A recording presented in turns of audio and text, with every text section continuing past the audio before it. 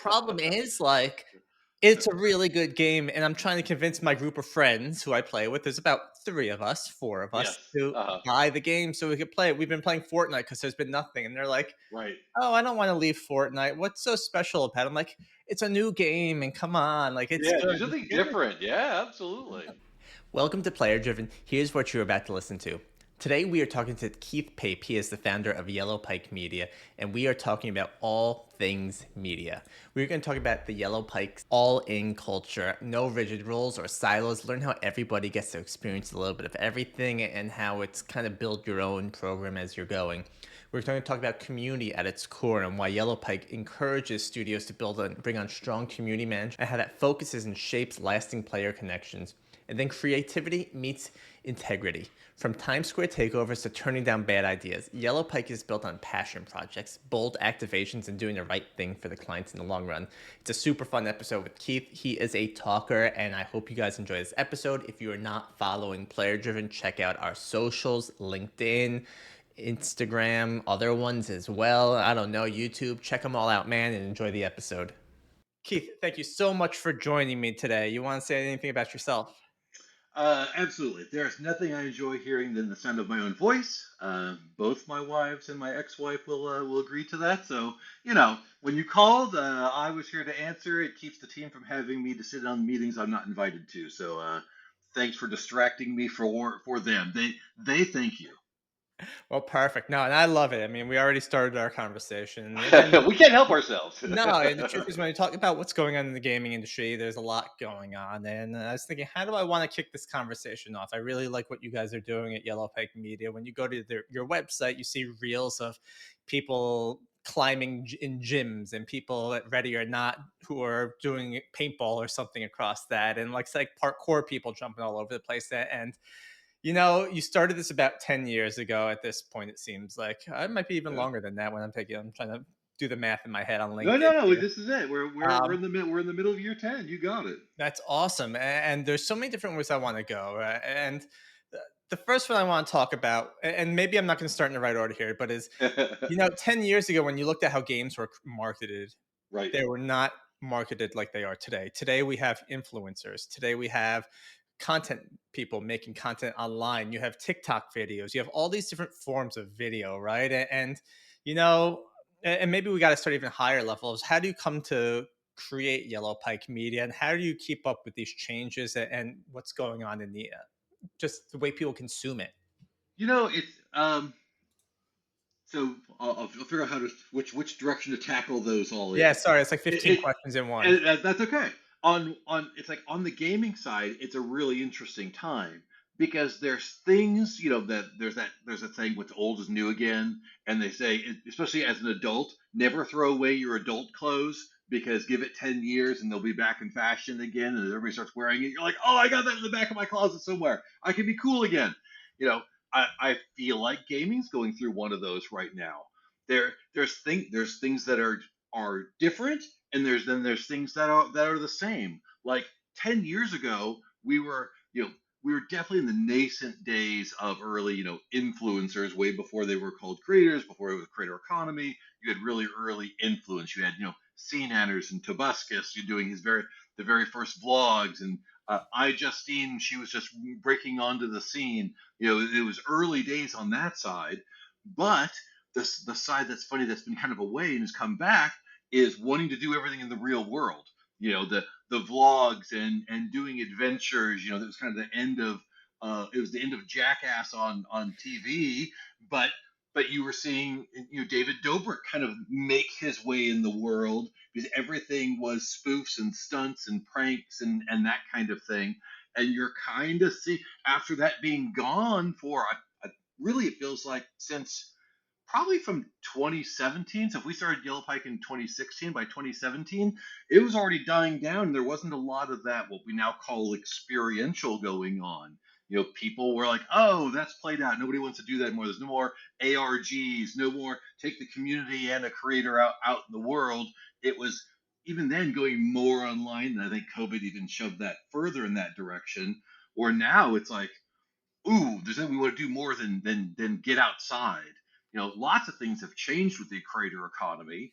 Lots of things in gaming are like, oh, Discord and Reddit and so many other, the platforms have changed. Where in 2016 we were still going, ooh, let's build our Facebook community. So it's like, now you're like, what the heck?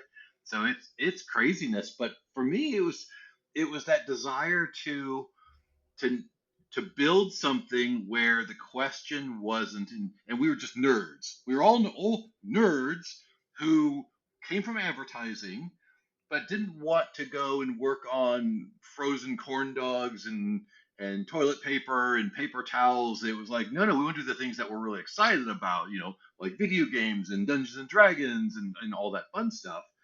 But from the business standpoint, when you're asking, like, well, why'd you guys start this? It's because working at these big companies, everything was always about, well, how are we driving revenue? The video department wanted to know how many more trailers we were getting in. The website team wanted to know how many websites we were building for the games. You talk about something that doesn't happen anymore. They talk about, there has to be a separate website for every game that gets launched, and they had huge budgets behind them. That just doesn't exist anymore. But we were like, and everybody says it's like, oh, what we want to do is we want to solve the client's problem. We want to work in an area that we're passionate about, a whole bunch of nerds playing video games. But from a business standpoint, we're like, well, how can we solve problems? And everybody got hired on early at YellowPike, and today we're like, you can't be precious about what your title is. Yes, you're an art director. Yes, you're an editor. Yes, you're a writer. Yes, you're a social media strategist. But what we want to do is be passionate about what we're doing for the client, the games that we're working on.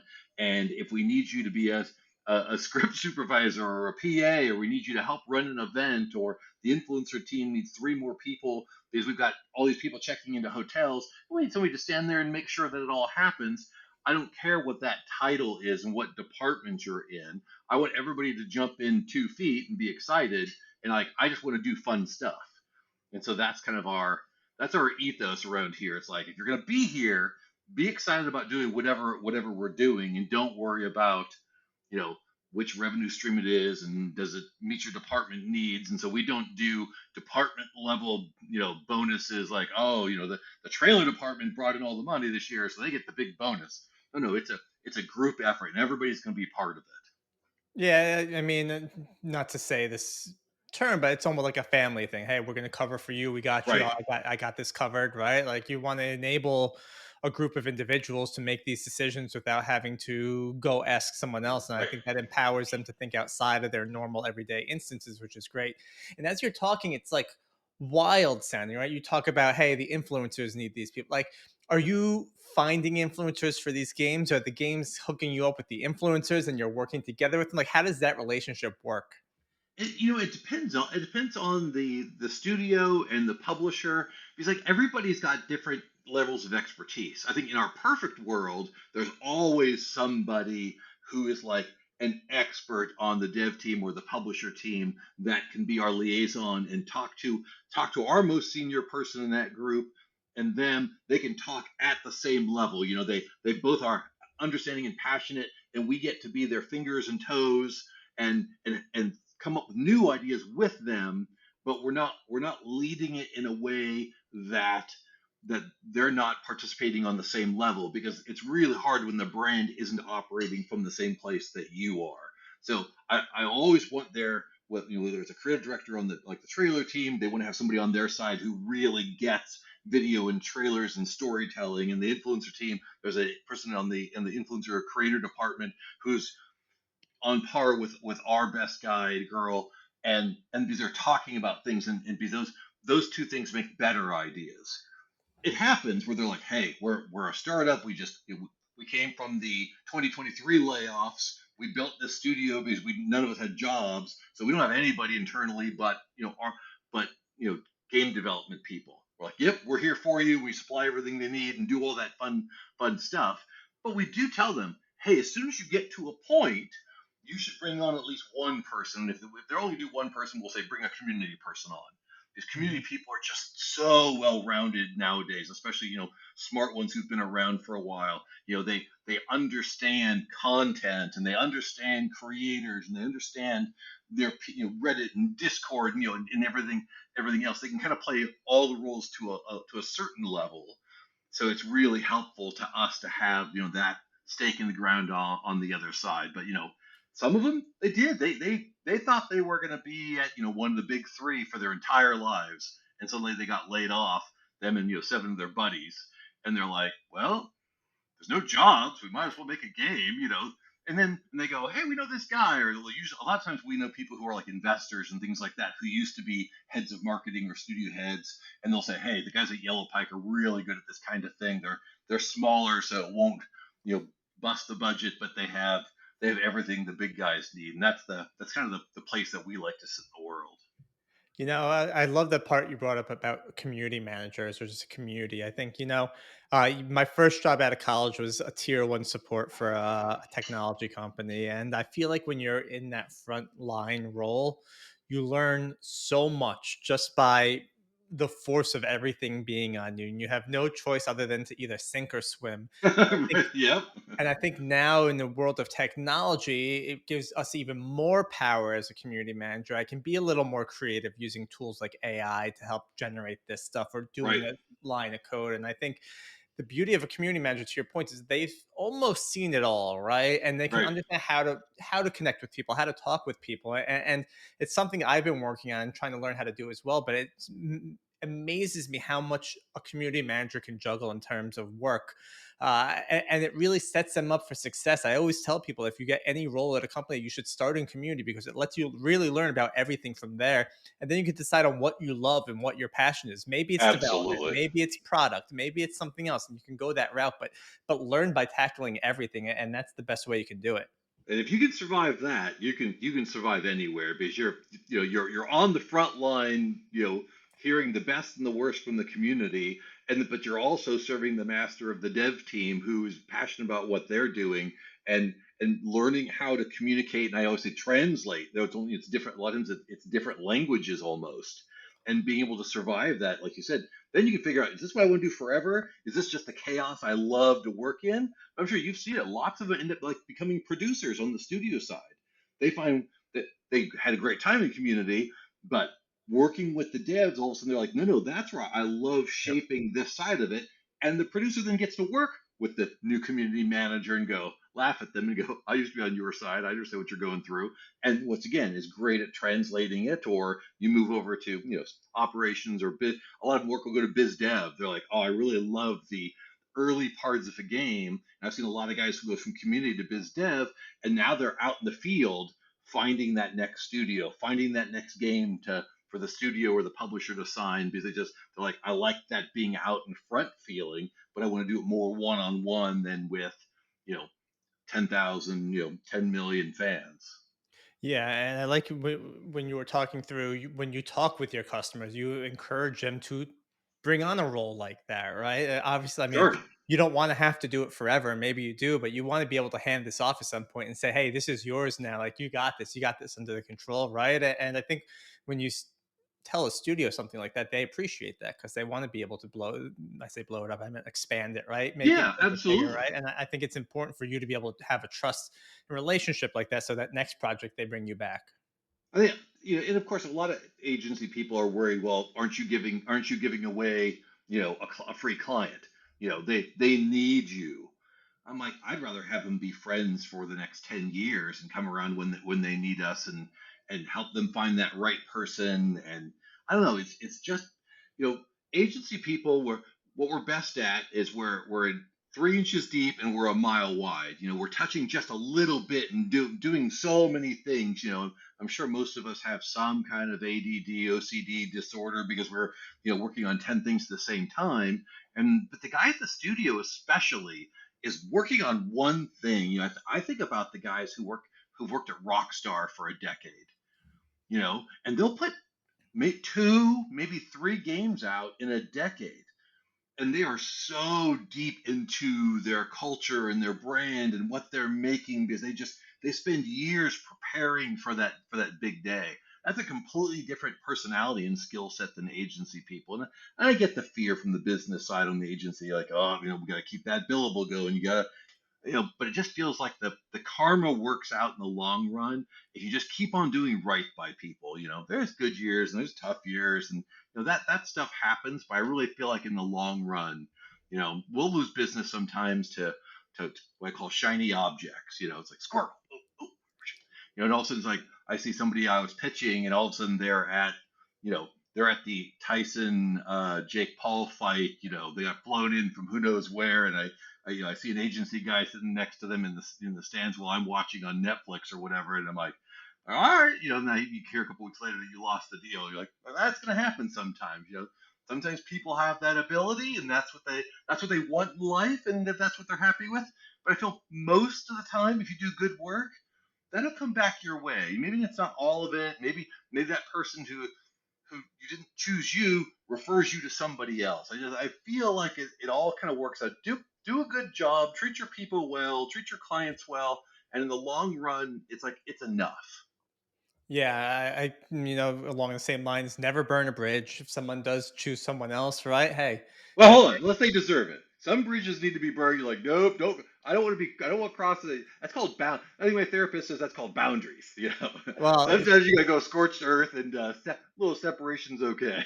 we used to always, and this is before I got into gaming, but we used to talk about the concept of firing a client, right? Like Right. sometimes you have a Yeah. client that's just so needy. It's like, you know what? This is not worth my time. And that's a whole nother conversation, right? Because it's Right. legitimate. And sometimes, it does take too much time. I feel like Yeah. I've heard about this in like, uh, smaller, like when you have a lot of small clients and they all have Right. problems, it's worse than having one big client that has fewer problems, right? So how much can you juggle, and how much do you want to put up with before you feel like it's not worth your time anymore? And that's something people got to decide, because your time is valuable.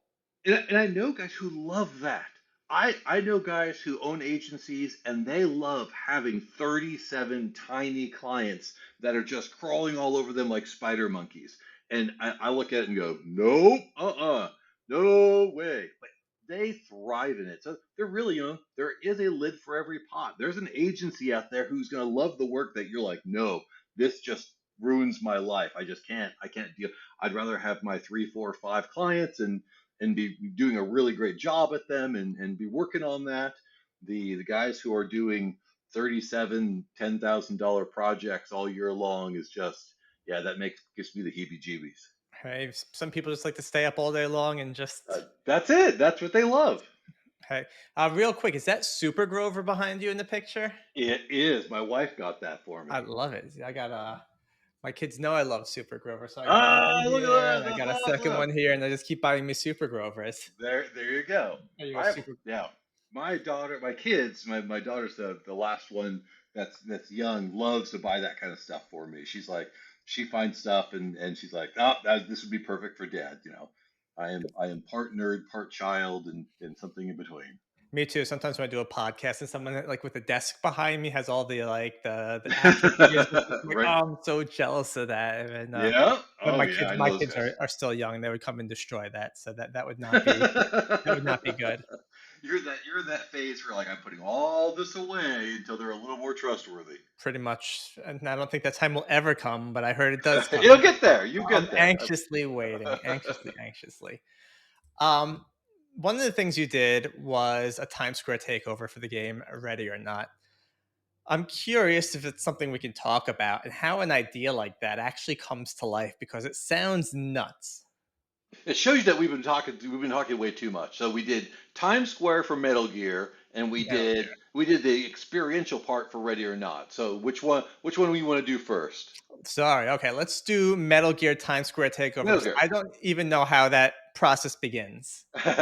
you know, it's always random. I don't know what it is. It's never planned out. It's never the do you have friends that work like in the non-endemic world, the non-gaming, and they're talking about like in June they're working on their Christmas stuff. They're working on Christmas campaigns and doing Christmas commercials and trailers. I don't understand those people.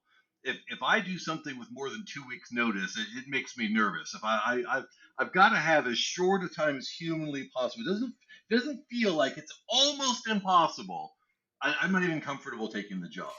And that's kind of what happened here. Is that we were on a random conversation. We were working with Konami on another project. We worked with the Yu-Gi-Oh team, and one of the guys from the core team was on the call, and we're just chatting. We're catching up. It's just one of those quarterly catch-ups. Make sure everybody's up to speed. Everything good. Anybody need anything? The Silent Hill F guys were talking about. They're doing a big experiential piece this weekend. It's like a takeover down in Chinatown in Los Angeles.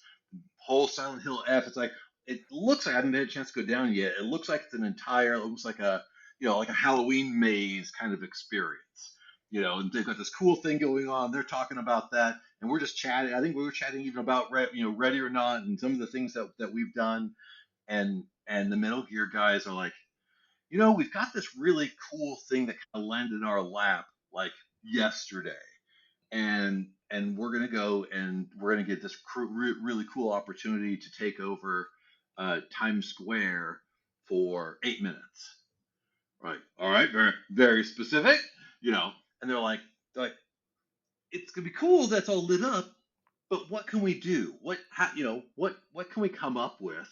We know there's no time, and if it's just there's no time to do this, and we all laughed, and that's why we all were like, well, we have more than 2 weeks. We're actually confused, so let's see what we can come up with. And so it was fun going, just going back and forth with the team because they had something randomly fall in their lap.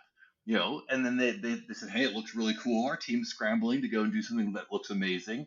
What could you guys do to enhance that? We can scrape a couple pennies together here or there. And so we did. We looked at it and we looked at the people who are interested, and we're looking at what kind of chatters there online about a community in New York that's excited about the new Metal Gear Solid Snake Eater Delta coming out, or Delta Snake Eater. Sorry, just too many Snake words Eater. in that one. um, and so we just started. We started talking to some friends. Well, who do you know, and what are they doing? Who's excited about what? And it all just kind of came together, and we started just talking to the client like, all right, we got these three or four folks that are super interested, and they're like, oh, I got to bring some friends that come over, and we know these guys they'd show up, and this could be really cool. And so we just kind of packaged it together, and we're like, hey guys, it really looks like there's a bunch of people, and some with some nice followings that could that are totally willing to be there in the moment and see the whole thing kind of light up and catch the reaction of everybody in Times Square already. And we can do some really fun stuff. And the great thing about Snake Eater is that it comes at Kojima really created him on off like an 80s like Rambo kind of character. So it's like we've got a bunch of crazy, the cheapest wigs we could find. It's this crazy, very kind of almost Charlie Sheen, Hot Shots Part Do look with the Flowy hair, the headband. headband. We wanted the costumes to be the cheapest ones we could find. Probably almost on made out of some materials that aren't healthy for you. We want to really, if you put it on and your eyes don't start watering, we didn't get ones that were cheap enough. And we did. We all bombed out there. There was like there were like three of us, and eight or ten other folks that were just super excited, and they called their friends, and we got a group together, and we literally just like got together down the street at the W in New York, and just kind of bombed into Times Square, just a couple minutes before. And of course, these experiential things never go off perfectly. We checked it out earlier in the day, and there's a Spider-Man, there's a DJ, everyone's having a good time in Times Square. We roll in, there's an anti-Russia Ukraine war protest just starting, and here we are, playing, like your kids playing Cowboys and Indians. We're going bang bang, boo boo boo boo boo. We're doing finger guns. It's the silliness that Metal Gear brings to everything.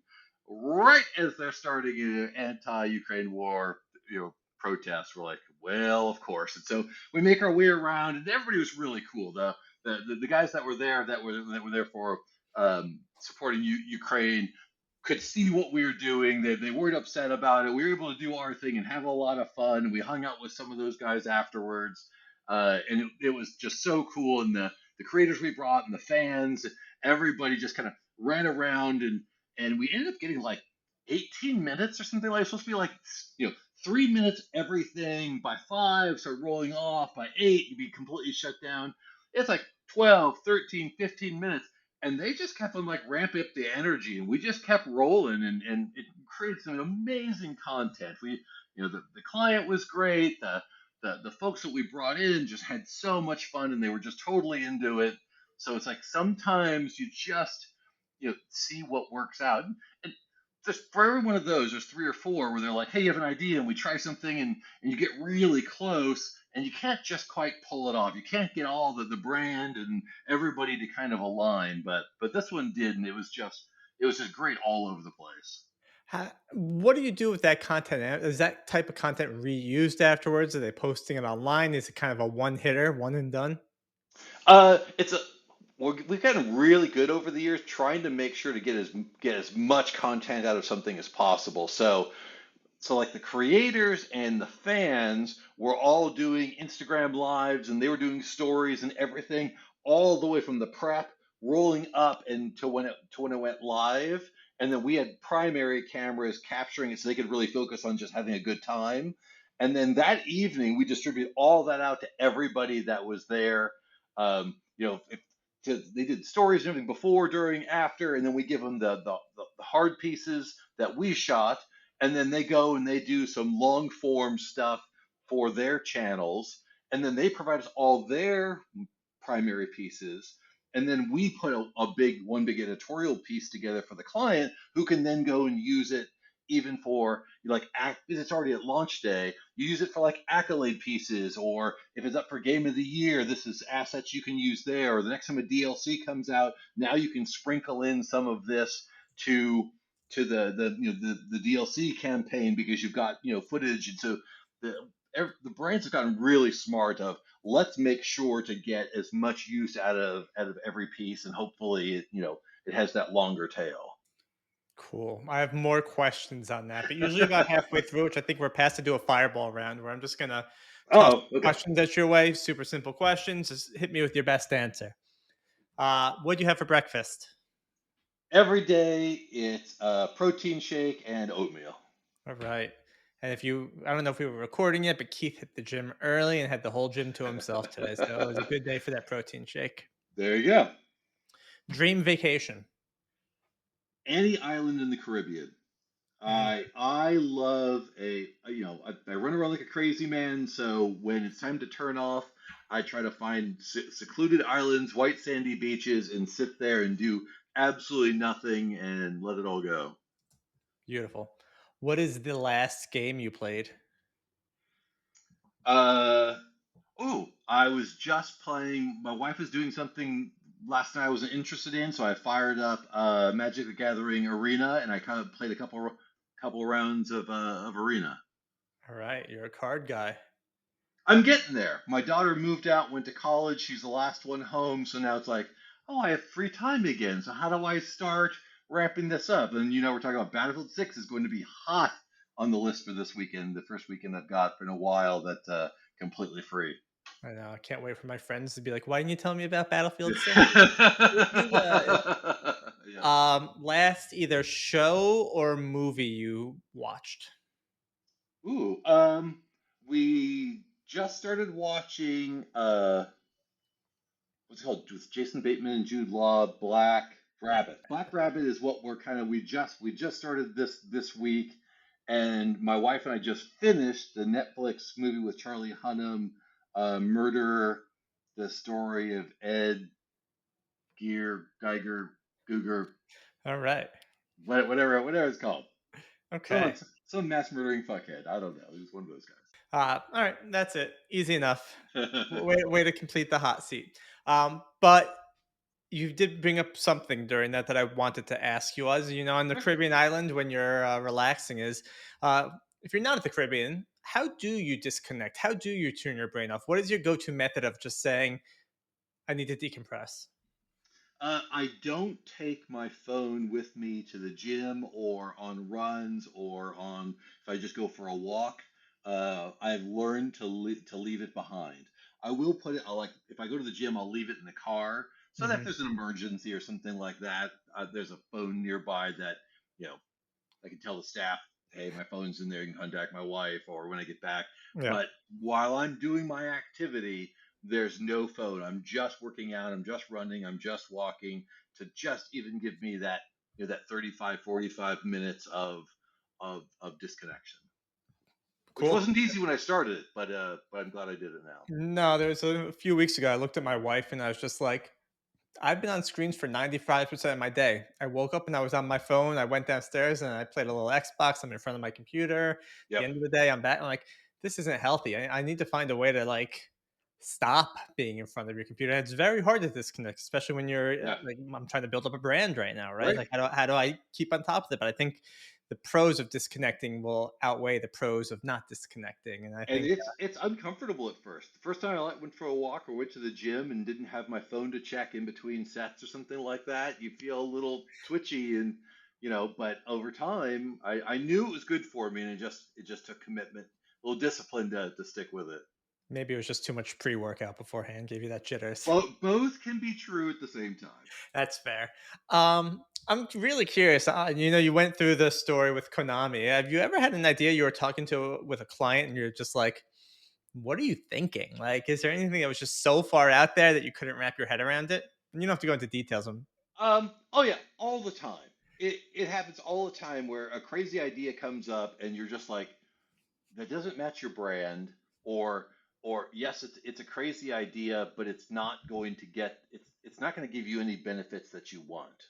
It's a crazy idea for a crazy idea's sake, and it's like it's off brand or it's simply not going to move the needle. You're going to be upset when the fans don't react positively to this, and sometimes you have those open conversations and it works, and sometimes they're tell you to be a good soldier and march forward, and you're like, all right, I'm going to write this down so when I get blamed for this later, I could say I did try to. So sometimes that works out. Sometimes I've been fired over those things. It's like when it goes bad, they're like, why'd you let me do that? I'm like, I didn't. Here's the documentation. Lies. You're fired. Don't show that to anybody. And you're under NDA, so you can't tell anybody about it. So it happens. I find that fascinating, and no doubt that that happens, right? And I'm curious. A lot of brands have big eyes, and like again, I'm looking at player driven how I want to build it out, and I go in some directions. I'm like, oh, that's not right anymore, right? Are there any big learnings you've had over the years for yourself that says, hey, I immediately recognize this, or I guess some of the key takeaways that you've mentally learned? um, absolutely. And it really is. Go into it with I want to solve their problem. I want to be useful and helpful and help them go forward. And if you go in with that mindset and something and then your spidey senses say there's something wrong, just say something. People are too worried about the money, and yes, we have to pay our bills and you provide for our families and all that kind of thing. But I really do believe that doing the right thing will pay off in the long run. And sometimes we're told we're crazy and we're dismissed. And I'm like, but I feel better that I said something. You know, uh, that's my biggest learning is being the willingness to walk away. People used to talk about the power of no. And sometimes it's no, and they're like, "Ooh, you're teasing me now. Okay, you want more money?" I'm like, "No, I'm telling you, no, no, no, no means no." And I really, if you can do it more times than not, you'll actually end up ahead. I think do the right thing is going to be the theme of this episode, right? I think good people, sometimes they get put through shit, right? But I think at the end of the day, Yep, if you're a good person, people will recognize that, and maybe they won't be able to make a deal with you, but they'll recommend you to a friend or a friend of a friend, right? And yep. I think being a good person in any industry, no matter what you do, goes a long way. And there's not enough people that are good people out there. I think a lot of people are just trying to get their way to go through, right? Or get their agenda put through. And it's just like, I think they're scared. I think they're good. They're good people who are fearful of the material things that make the world go round. That they won't have enough if they if they don't just bend, that Yeah. they won't have enough, and that fear is rolling, and it's tough. It's hard to face those fears.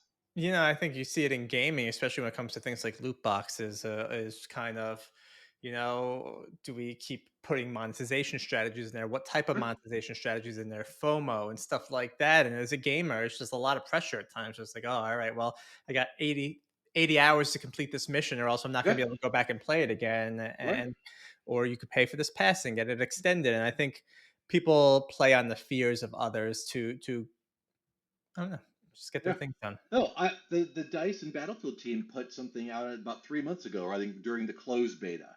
They said we want to make sure everybody understands. We won't be doing skins. We won't be doing gimmicks. We've learned from our mistakes in the past. We're going to make this Battlefield the way that Battlefield players want it to be, and we're going to stop chasing the trends. They're like we fell into that, and the players told us they didn't like it. So this time you're going to get the pure Battlefield experience, and we're going to stop not being real with ourselves. And so far it seems like they're going with it. It's early days, so we'll It see. is early days. I don't want to get too excited yet, but it is a fun game. I'm curious for you, Keith. Kind of what is your as day to day, like as the founder of the studio, right? Well, what do you do on a daily basis? What skills do you tap into? um, I kind of have three sides to my world. On one side, I love the business development. I love bringing in new clients. I love bringing in new opportunities. I like that biz dev side of the business. So that's my most fun part. Then my least fun part is the business operations side. Having to sit down and look at financial reports and okay, how are we scaling and what do the numbers look like? How much money is in there in the savings account? What are the staff billing ratios looking like? Those are the kind of things that make me go, "Ugh." but they're an important part of my job. And then the part that's almost as fun as biz dev is every once in a while they unlock my office door and allow me out. They roll me out in a wheelchair where I'm securely chained down, and they let me go to a meeting. And they're like, "All right, old guy, we've got our ideas.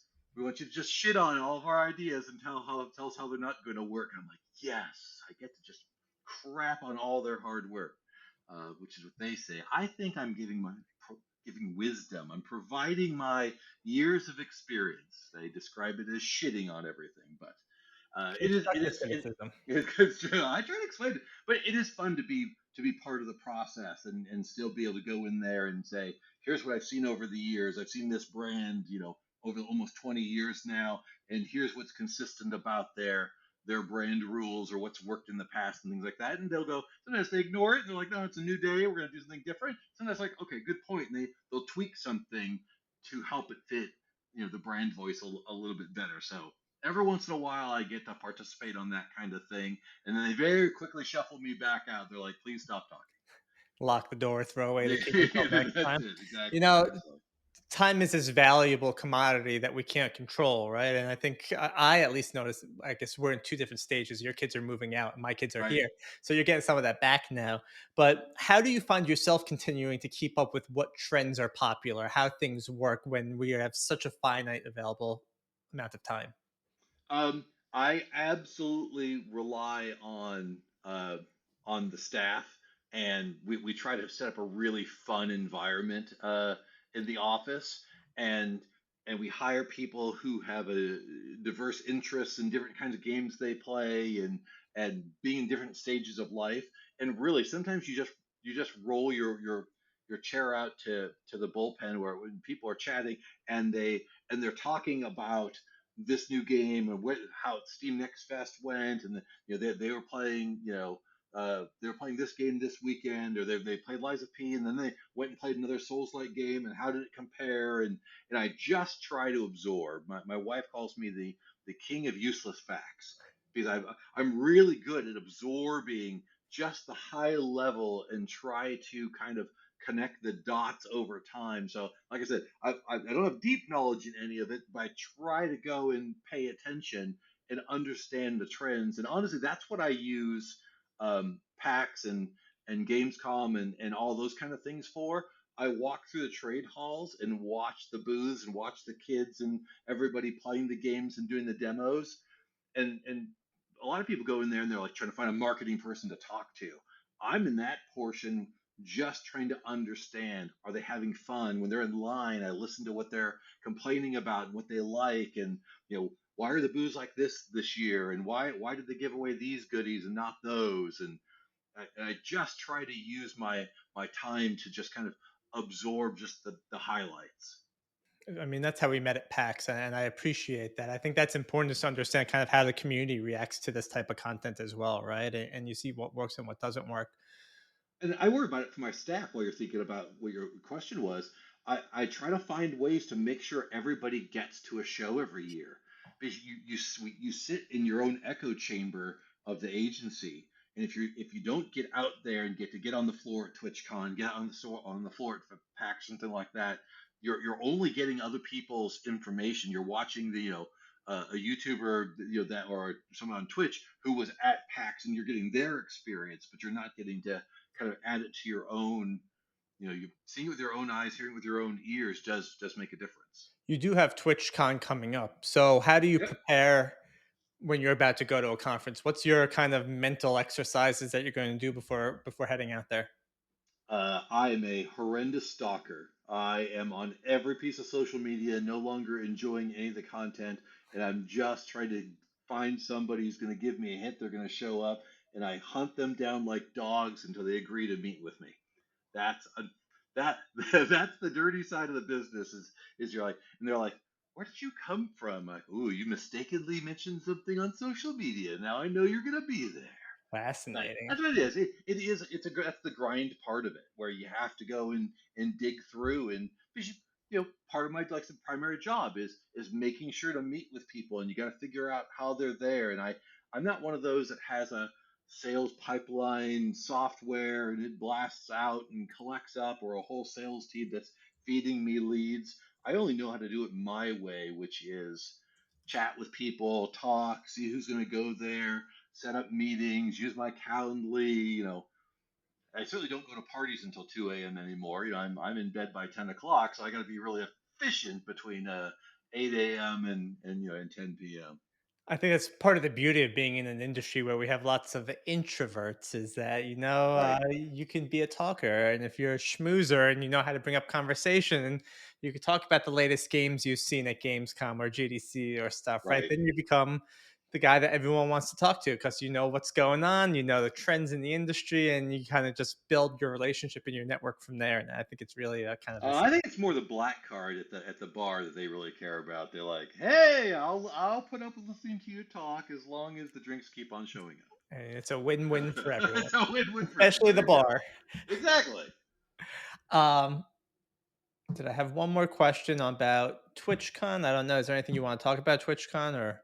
I'm excited. We're doing some fun stuff. Some of the team's going to be down there. We're partnering with Lurkit again. They've been really good partners of ours, and we're gonna help them out with some developers that they're working with and throw a fun party. And we're gonna go see some friends. I got some friends who are also launching games that we're not working on, but I'm gonna go and try to support them. So I don't know. I think TwitchCon's fun. I think it's a really cool event. You get to be down in San Diego like Comic Con, but with like a third the number of people, so it's not absolute. It's like it's fun, it's energetic, but it's not the madhouse that San Diego Comic Con is.